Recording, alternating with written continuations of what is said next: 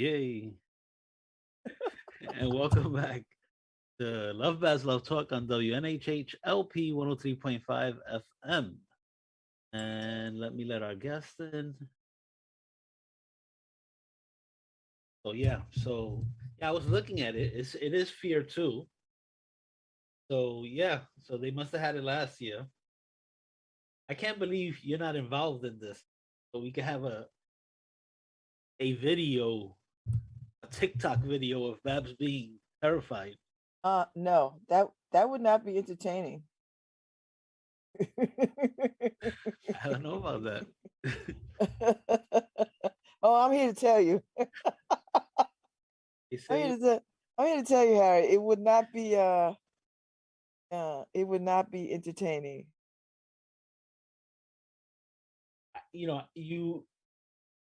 There's plenty of viral videos of people going through haunted houses and stuff and being terrified. Nope. I think you could go viral. And I'm not in any of them. So let me say hi to. Well, Gracie is there. Hi, Gracie. She's probably gonna come right on it at 10:15. So she's got 5 minutes. No, Harry, why don't you do it? Hello. Hey, hello, darling. How are you? I know. I love that. I was like, oh my goodness. Represent. Hi, Gracie. How are you, my friend? How are you? Hold on, let me get this lighting situation right. Listen, you thespians are concerned. You about already lighting. know.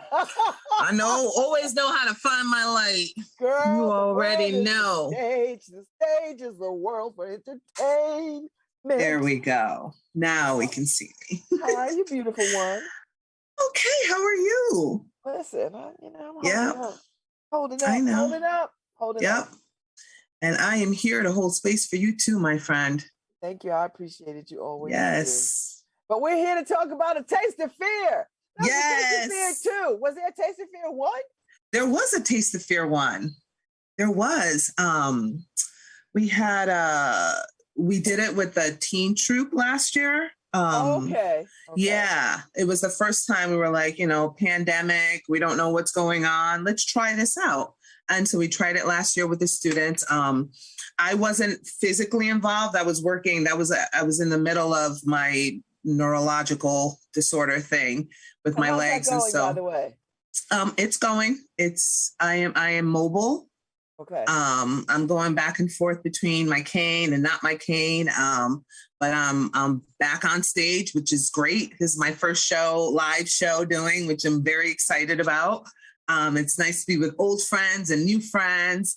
But last year, I was working the door and, helping people in. And we got hit with a cold spell one night. It was like 20 degrees outside and people still came and they were walking around in the park. It was so cold that night.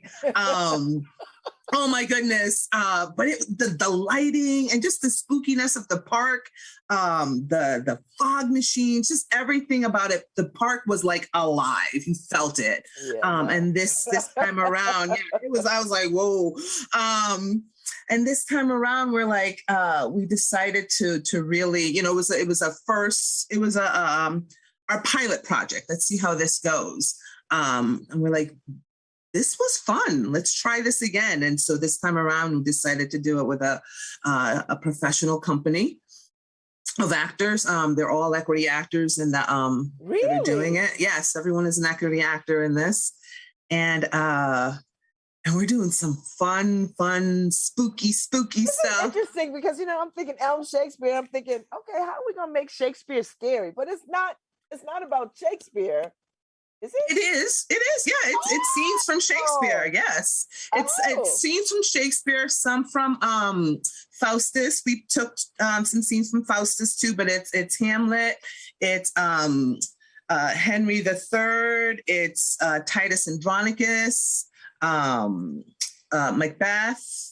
There's a lot of spirit world and spookiness. Like yeah, there's a lot of death and gore and in Shakespeare, people losing heads and arms and legs and things like that. So, it's definitely par for the course.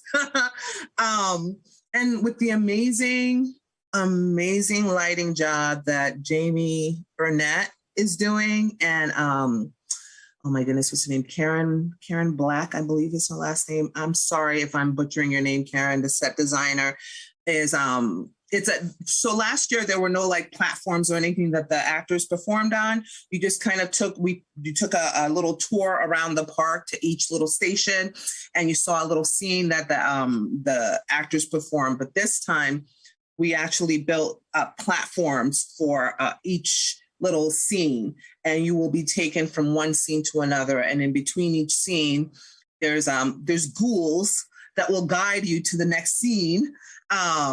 And, you know, we also play, so the main actors are also playing when we're not playing in a specific scene. We're also playing the ghouls that are guiding you from one scene to the next.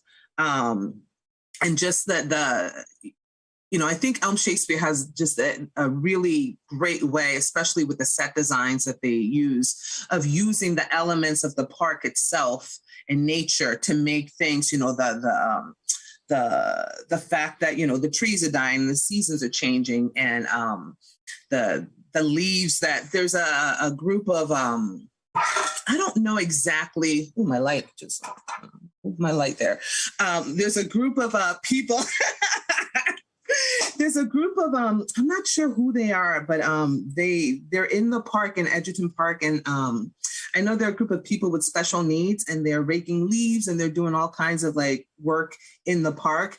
And we see them all the time. They're always so excited to see us, and they'll watch us perform. But they like take the leaves that they raked and they'll bring them to us and put them in a pile for us and really help us. So like, just watching, you know, every day coming into the park and watching the park transform for us.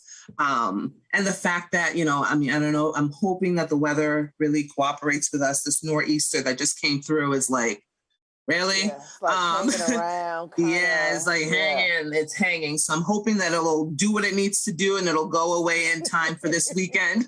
Like, just do what you need to do.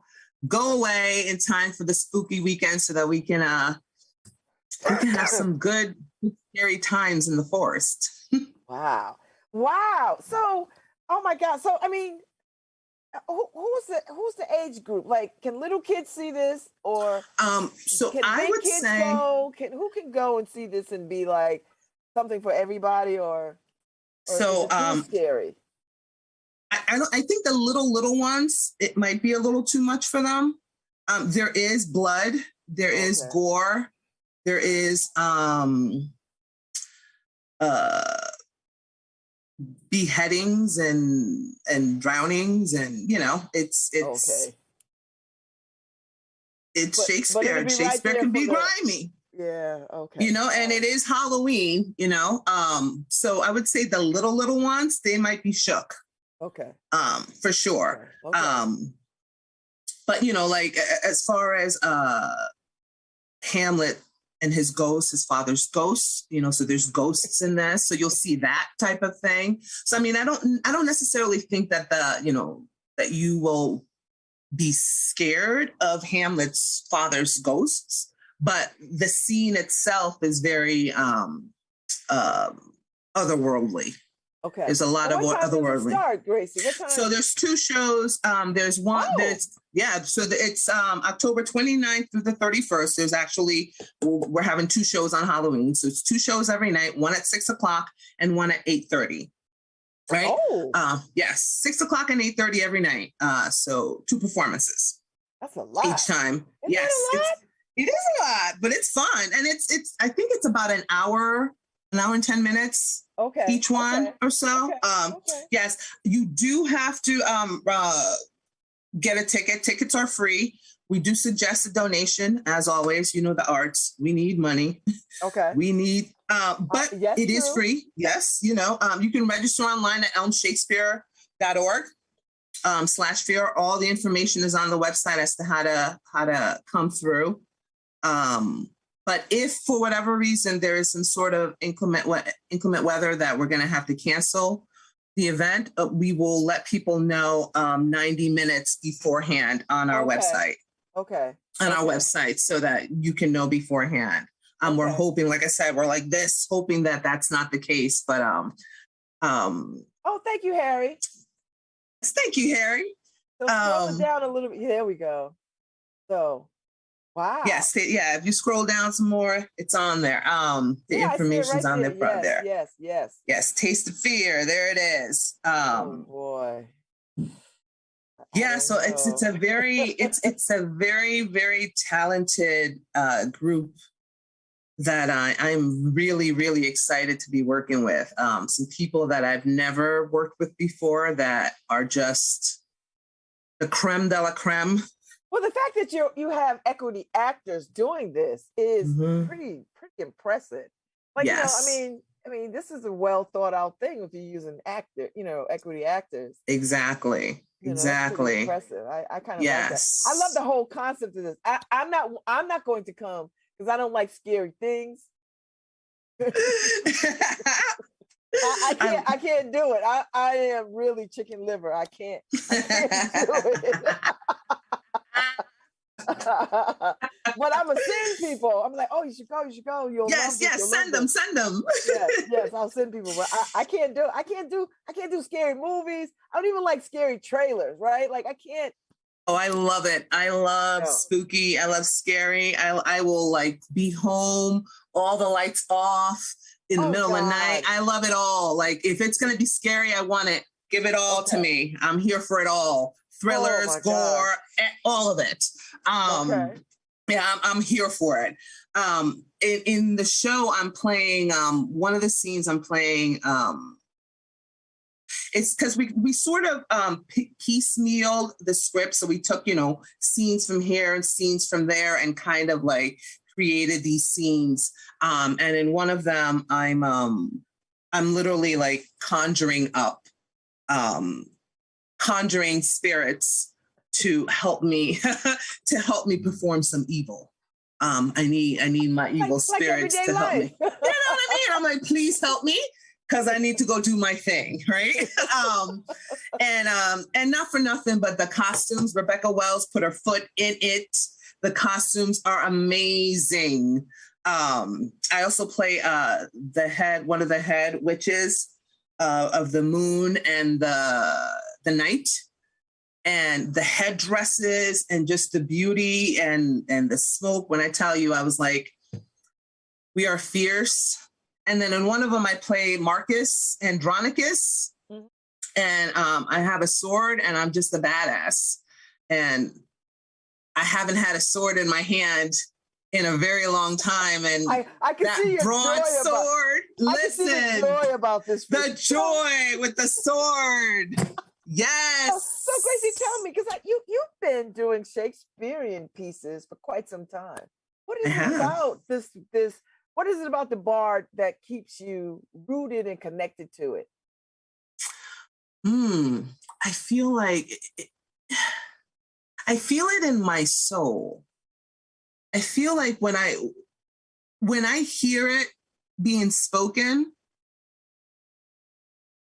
in my head, what happens is like there's a translation that happens in my head. And it's like I hear it in my own words, in my own world, especially when I hear people who look like me doing it. I went to see Classical Theater of Harlem in New York City this summer.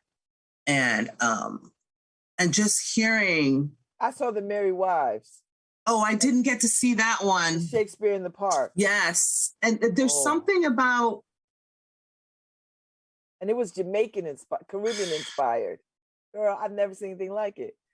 But you see, there's something about it's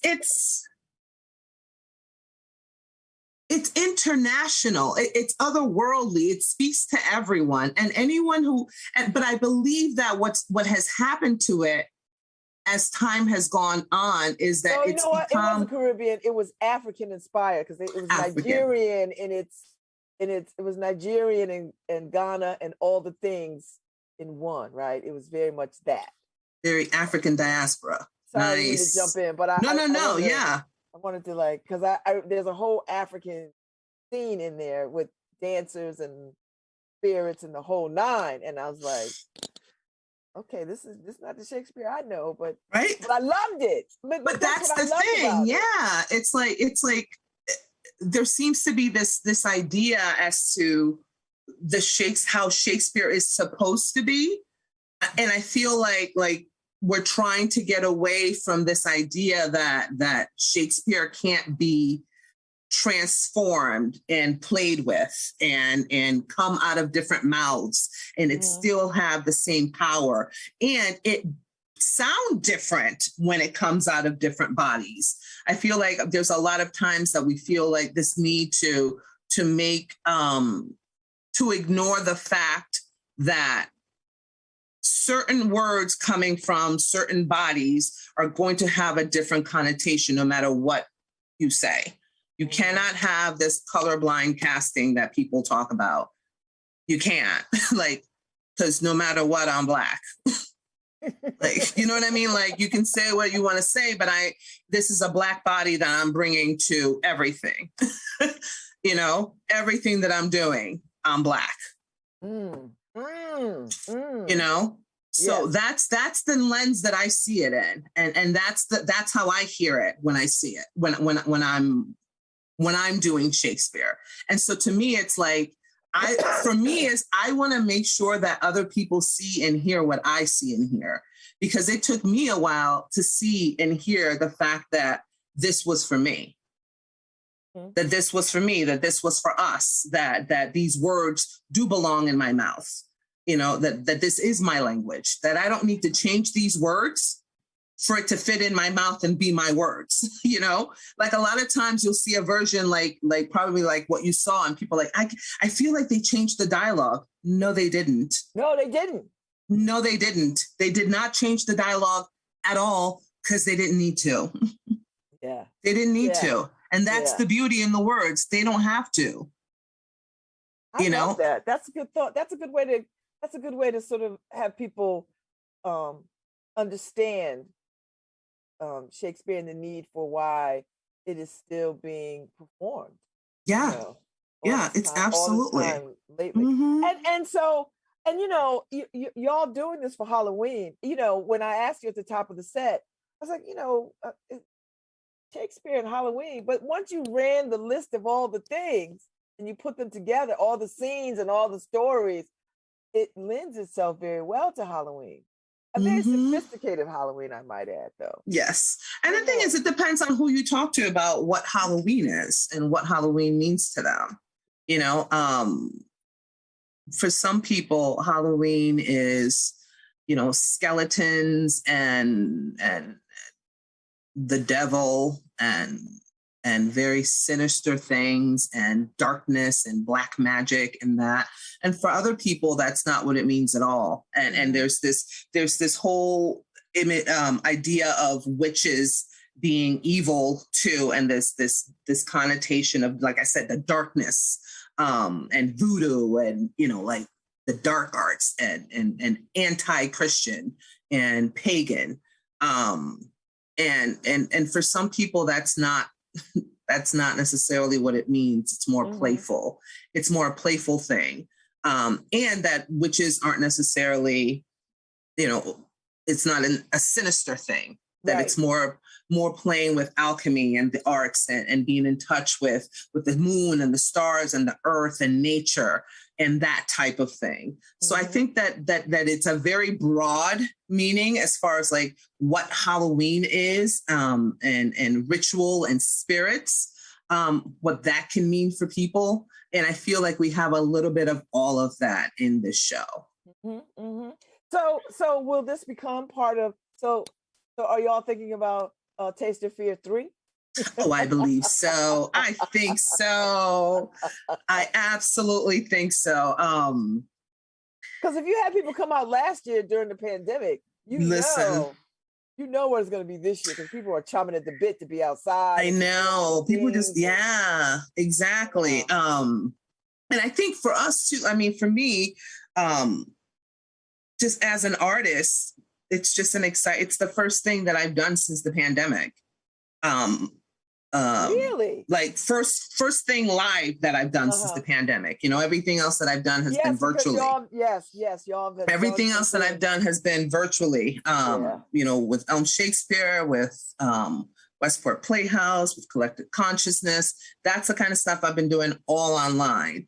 And now to be able to actually be in front of a live audience is exciting. It's very exciting. And to be, like I said, working with some professional people who are just as excited to be up there working. And it's fun. It's a fun show that we're doing, you know. We're going up there and being silly kind of too. Playing a witch is fun. You know, just sort of getting into your body and just I don't know. I love that it's at the park. Like, I mean, Egerton Park is the Elm Shakespeare's home. Yes. But I love that this is not just your average haunted house kind of thing. No, not at all. You know, like this is a whole production, and it's outside, and people can walk it, and bring their families, and just be and see the park in a different way. Yes. And the park is always, you know, it is its own character always in all of our productions. You know what I mean? Because it is we very much incorporate it. And, you know, like I said, I'm hoping that the gods are on our side and that the sky is clear and that we're actually able, because I think it's almost supposed to be a full moon on Halloween. Yeah. So, you know, and there's a lot of referencing to the moon and all of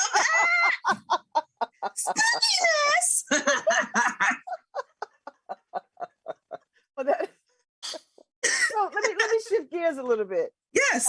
Denzel Washington and Frances McDormand are doing the tragedy of Macbeth, and some are saying this is probably the best film ever made. And so, what will this do for a renewed interest in Shakespeare and the language of Shakespeare? I mean, this is not Denzel's first turn in a Shakespearean film. I watched him in the first film, and I thought he was wonderful, and I loved every minute of it. Is that Much Ado, right? Yes. Yes. Yes, I loved him in Much Ado. I loved him, and I thought, wow, I thought that was fantastic. I mean, we all love Frances McDormand, but this is heavy. Like, this is one of Shakespeare's heaviest. Well, not, I mean, it's not the heaviest, but it's one of the heavyweights, and the look of it and the feel of it. I mean, I would say I'm very surprised in this day and age that this kind of film is being made. You know what I mean? Like, because we're so used to the big blockbuster, shoot 'em up, space, galactic kinds of things, and this is art. Like, you will see real artistic turn on this, right? So tell me what your thoughts when you first heard that this was being done, and I'm sure you saw some of the trailer. And for an actress of your caliber, I mean, this has got to warm your heart in some kind of way to see a Black man in this leading role doing a part that was not written for a Black man. You know, I mean, Shakespeare wasn't writing about. I mean, he was writing about Black people, but not like this. Not him. Listen, when I was scrolling through Facebook and I saw, I can't even remember exactly what it was with the trailer, and I said, hold the phone. I'm sorry, what is happening right now? And then when I really saw what was happening, and I have a tendency not to look at too many trailers because they give away too much for me. And I like to just kind of go in as blank as possible. I lost my mind completely. And I literally cried. I was in tears because of the magnitude of it. And I just love Denzel in general. But then, you know, and then I had to just start digging and see who's doing what, who's in it, I need to know when's it coming out, who's coming with me. Like, I needed to just know who, like, are we getting people together? It's a celebration. Like, it's one of those, like, and I thought to myself as I was digging, this is a wonderful connection. It's funny that you say that the connection between this Macbeth and Elm Shakespeare. So when we did Romeo and Juliet, the gentleman that played Mercutio is in Macbeth. with Denzel No, Washington. no. Yes, he is. Yes, he is. Yes, he Oh my is. God, how serendipitous is Yes, that? yes, he is. He graduated from Yale. And there's another person who also graduated from Yale. They were in The 12th Night. Did you see The 12th Night that Carl Yes. Caulfield did? Yes. Yes. They were in that. She's also in that 12th Night. So, and I feel like there's one other person from Yale, Black actor from Yale that also got scooped up. That is in that film. So his name is, well, the person that was in the Elm Shakespeare, his name is James Woodham. James, oh, yeah. Yes. So James is in. James is in the movie. Yes. So celebration. I know him. I know him. I know her. I know. Literally. So I was just like, oh my goodness, oh my goodness, oh my goodness. So, and it's theater people in this movie too, which changes things, right? That would make sense though. Well, or maybe it doesn't. I don't know. To me, it makes sense. If that's what you're going to do, I mean, they did it too in Much Ado, when they were doing Much Ado. It was a lot of theater people who were doing that movie. If you're going to do something like that, most likely they usually are picking theater people to do that kind of thing. I think that obviously, we haven't seen it, but I'm excited for it. I am too. I think that it's going to, I hope that it brings more people to the movie theaters. I hope that it opens people's eyes up to the fact that, we are not a monolith. I feel like I swear what's today? Today is Wednesday. It is Wednesday. And I feel like that's the 5th time that I've said that this week. That Black people are not a monolith. Yes. Yes. I mean, we can do Shakespeare. I mean, we do Shakespeare. We do everything. We can do everything. But I feel like cast in a film though, Gracie.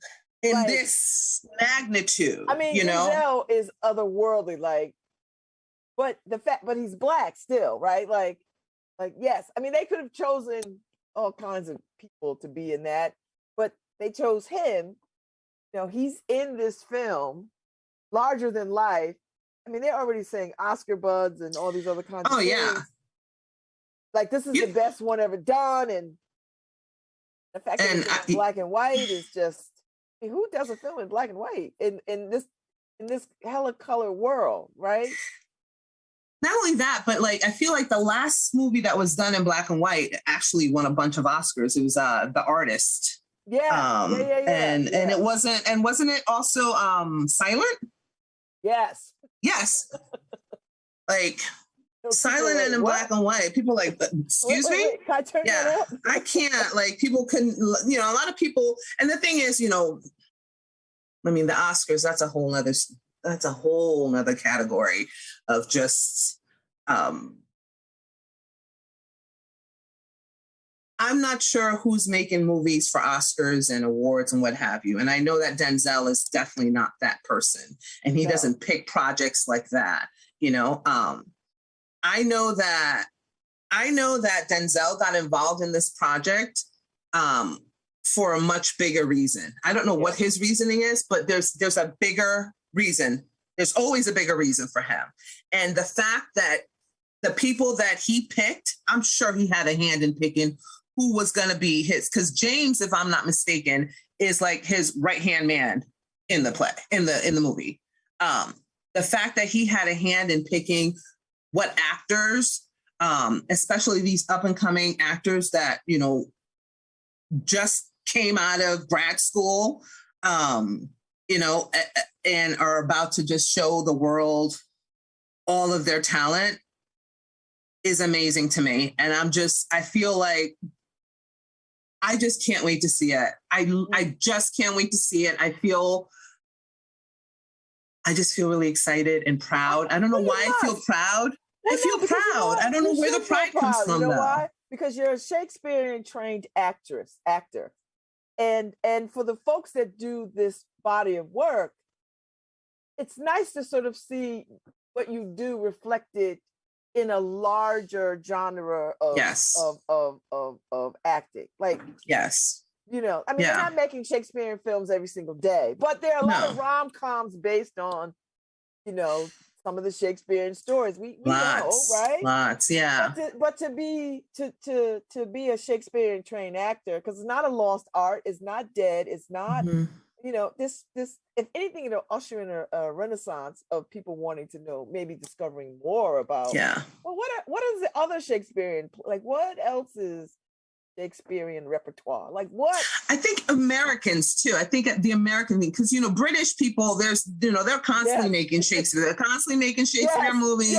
It's like in their blood. It's like what they do, you know, but like here in America, you know, it's kind of like we think it's a British thing. So to have a bunch of American actors actually doing it, I think that's another big thing. And to say that this is like probably the best and it's not British is another big thing for people. That's a good point. I'm here for all of that. I am all of it. I am. I think this would be a good date night, and even if it's just myself. I'm so excited! I can't wait. I think it's about Christmas Day. Oh, Merry Christmas! Merry Christmas! Yes, I think people will. I love the point that you made that you know, we associate Shakespeare with the UK so much, and rightly so. I mean, yeah, you know, absolutely. So. But when we do it here, it does open it up to an audience that otherwise probably, you know, only remember Shakespeare from like high school. Yeah, yeah, you know? Absolutely. So I think it bodes well for the teen troupe too, that they can sort of see you and other people grow up with, lean into Shakespeare as not as an occupation, but as something that they can do beyond what, you know, being teenagers. Like absolutely, you can grow into this and absolutely make a life out of this. Absolutely, like I've said this before. I feel like if you can. I feel like Shakespeare is a key when it comes to being an actor. If you can unlock... I've heard that before, too. If you can unlock that, you got this.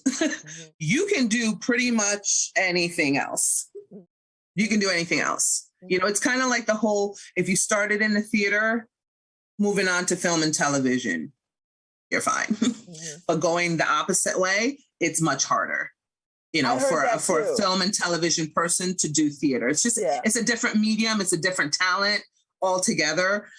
You know, in film and television, you know, there's a lot of cutting, there's a lot of editing and what have you. As far as, you know, theater, you're right there right now. It's back. This moment, can't go back. This is what it is. Exactly. This is what it is. We can't make you look good. We can't edit you to sound a certain way. This is what it is, you know? So if you've got these, you know, you've got these theater actors, Shakespearean theater actors that are trained, and you're moving that to the film, it's just going to be insane. I already know it's going to be insane. And I feel like taking away the color and making it just black and white Macbeth is just such a raw play. It's grimy. So grimy. I love how grimy and nasty it is. It's just nasty. And I love Lady Macbeth. She's one of my favorite roles that I've played. I was going to ask you, are there some roles that you long to play, female or male? Doesn't matter.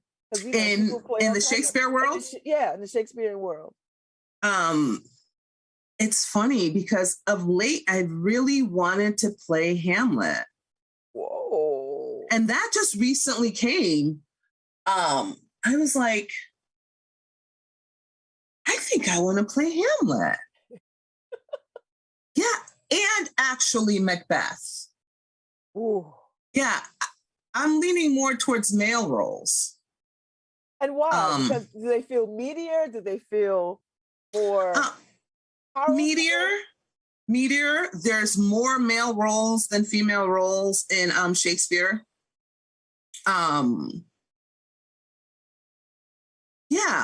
I think that those, right off the top of my head, those are the two. And then the third would have to be Cleopatra. Oh. Because, Yes. Yes. Because Cleopatra. Elizabeth Taylor can't be the lone Elizabeth Taylor. No. Be the lone Cleopatra. No. Yes. Yes. I would just, these women in power. I really want to and also I feel like the role of Cleopatra is so,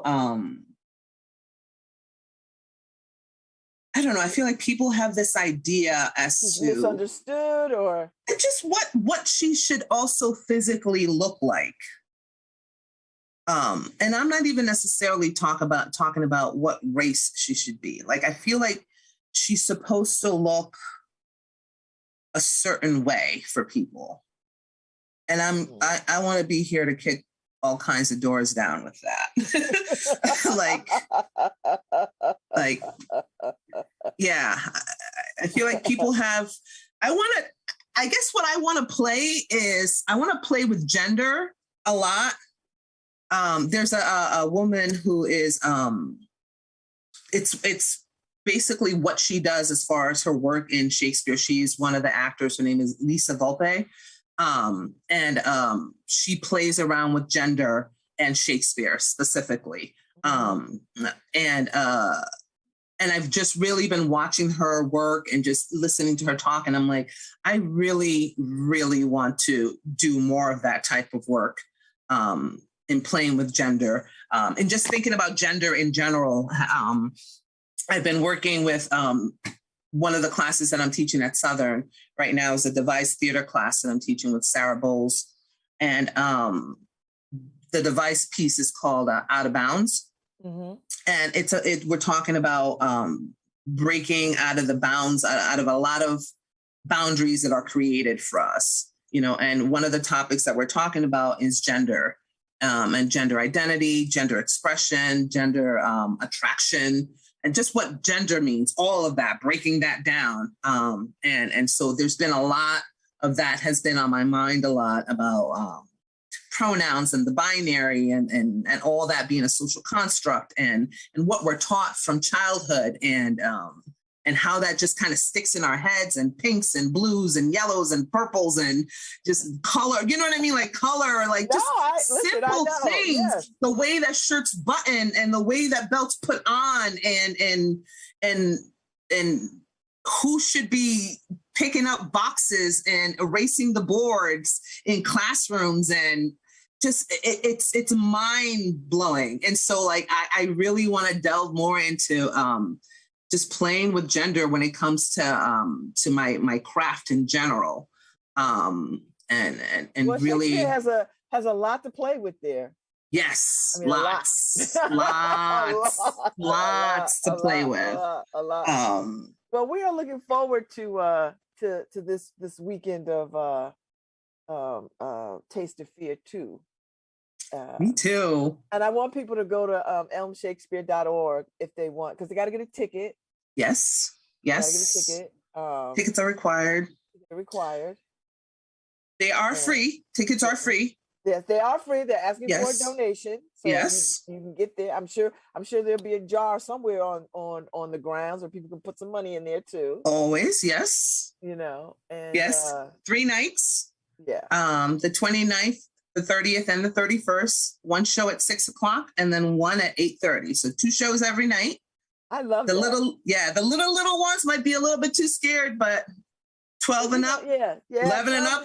You know your child. Yeah, you know your child. Okay, like a true parent. You know your child. Because the little ones. Who knows? Maybe they don't care. They might not be scared. I don't know. Some little kids are just not really scared like that. Harry has a young granddaughter who is about 4. She loves all the scary stuff. Like even Harry will sit with her for the scary stuff. So there you go. There you go. So here it is, y'all. I want you to check it out. I'm not going to go because I can't do scary things. I'm very sure not going to do scary things in a park. But I'm gonna invite people to go, and I'm gonna invite people to like go check it out because I know lots of people who love this kind of thing. So thank you, Gracie. It's such a joy to see you. Always a joy to see you, Babz. Always. Oh my gosh, and the glad fact to know that you we're are matching well. our earrings, always. Same here, Okay, too. listen, us. We are so amazing. Yes, girl. Thank you so much, Gracie, for taking time out of your day to come talk about Shakespeare. Absolutely. I will see you around. Thank you for having me. Oh, always. Thank you. You come back anytime, girl. Anytime. Thank you. Anytime. Love you. Thank you, Harry. Thank you. All right, Harry. I'm out of here. This was a good conversation. Always a good time to talk to Gracie, because I just adore her, and I love Shakespeare and Miss Goodhart. Thank you very much for helping coordinate this conversation.